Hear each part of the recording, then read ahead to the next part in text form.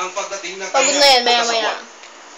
Ito ang naging ugat para matukoy ang tricycle at matukoy ang driver nito sa follow-up operation.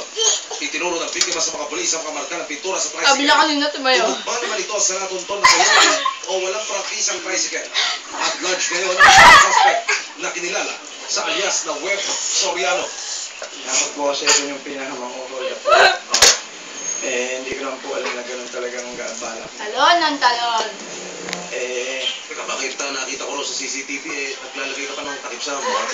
Nahamas na po talaga ako ng biyahe ko. Nahamas po ako kasi mahina po bagal sa lusyon. Inaalam ng Pasig Police kung ito ang mga nakatricycle ang nasa likod ng mga sakasasa bukod sa inohold up na ay ginagahasa pa umano ang mga pasahero. Nakikita mo ng mukha niya. Tricycle natin, dapat lahat siya may na kung saan nakalagay, very bold yung nakalagay doon kung anong soda o tricycle operator driver association na miyembro yung tricycle na yun. At the same time, dapat yung tricycle din na yun, makakitaan mo na ang plaka niya kulay dilaw. Kasi kapag kakulay verde, pagkakulorong, karaniwan yan, medyo delikado sumakay dyan. Emil Sumangil, nakatutok. 24 horas. Nagpapakitatag ang theater actress si Isay Alvarez kung meron siyang cancer. Positibo si Isay na malalampasan niya ang isang uri ng leukemia sa tulong ng may kapal.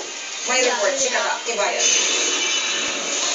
Sa panayam sa kanya ni Maro, kung saan nagiging abnormal ang mga blood stem cell kaya mas umuunti raw ang maayos na platelets, white at red blood cells sa katawan.